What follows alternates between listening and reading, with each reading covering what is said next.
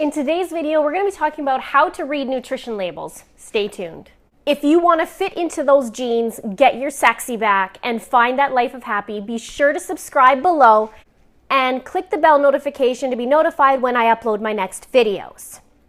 So for many people, it is really hard to read nutrition labels, and a lot of times it leaves you stumped. I'm going to break it down for you so that you can figure out how to easily read that nutrition label and know what to look for. Here we go.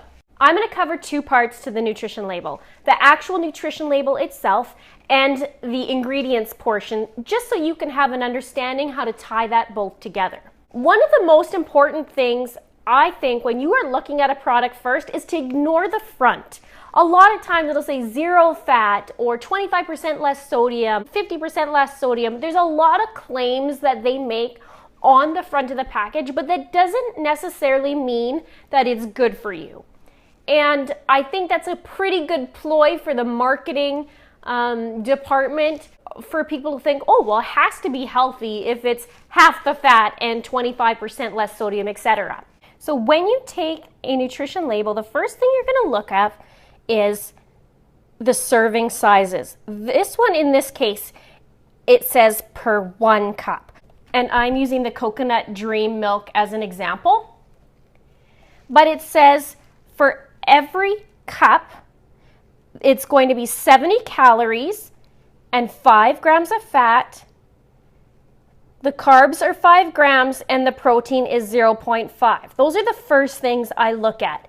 You're then going to look at the sodium levels. And of course you want to sneak to see the fiber content in items. And we can talk a little bit about that. But those are the first things that I do take a look at. Now in some products, what you'll find is they're going to be sneaky buggers. And I'll tell you why. Say you have a bottle of pop. Not a great example, but let's say you have a bottle of pop.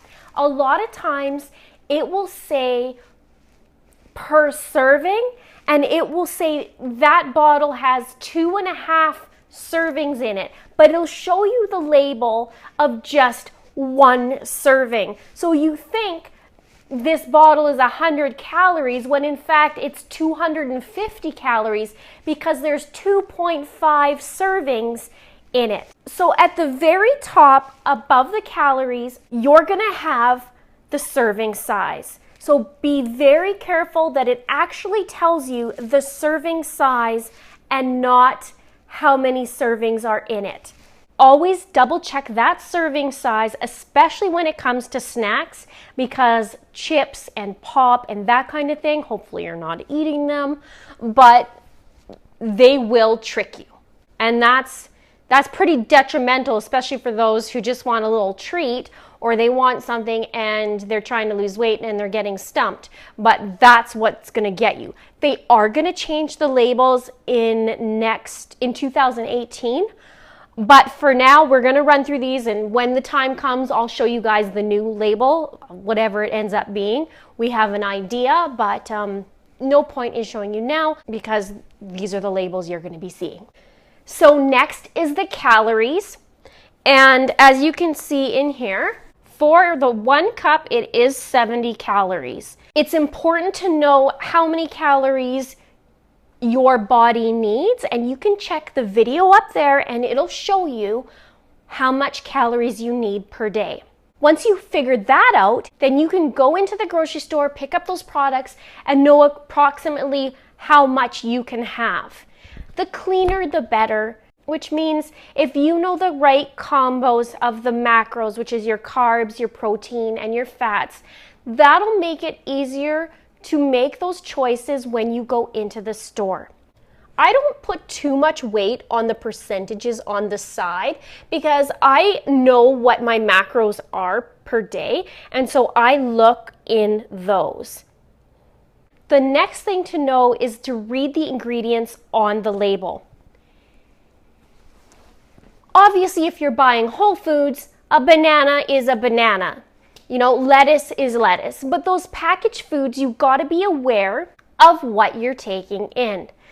Something might sound really good on a nutrition label and it's really great calories, it's lower in fat, it doesn't have too many carbohydrates, it's higher in protein, and then you flip it over and you read the ingredients and it's a mile long and you don't know what the heck is going on.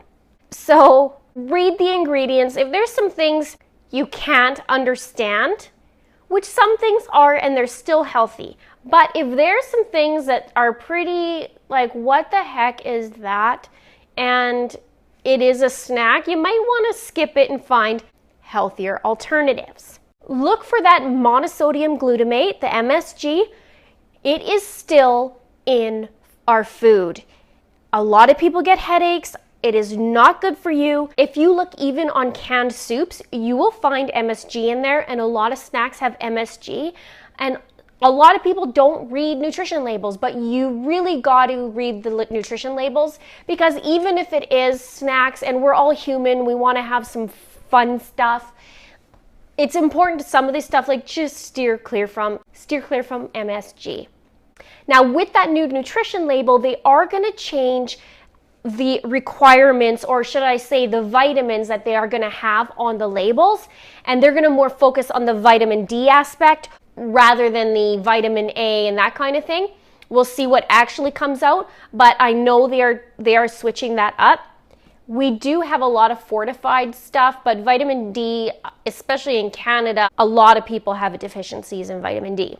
When it comes to sodium levels, sodium, as we know as women, too much is going to make us bloat like a fish, and that is not so fun. But there's processed foods especially are very high in sodium. If you've ever seen or ever had a TV dinner, look at the back of that puppy. It's like 700 milligrams, like 700 milligrams of sodium just in one meal. So how much are you supposed to have? Well, 1 teaspoon equals 2,300 milligrams. You're supposed to have, under that 1,500 mark, but you are naturally going to get sodium in the veggies, in the fruits. There is natural sodium anyways. It's that extra sodium. Now back to the ingredients. When you read the ingredients, and we're going to take this can of chickpeas here. When you read the ingredients and it says chickpeas and water, well, it's just chickpeas and water, but the most prominent ingredient is first, and then it goes from there. So for example, chickpeas is first and then water, which means there's more chickpeas in here than water. If it had something like sugar, chickpeas, and water, then sugar would be the main ingredient, then would come the chickpeas, and then the water. So that is something to note. If you have any questions about the label, please ask in the comments below.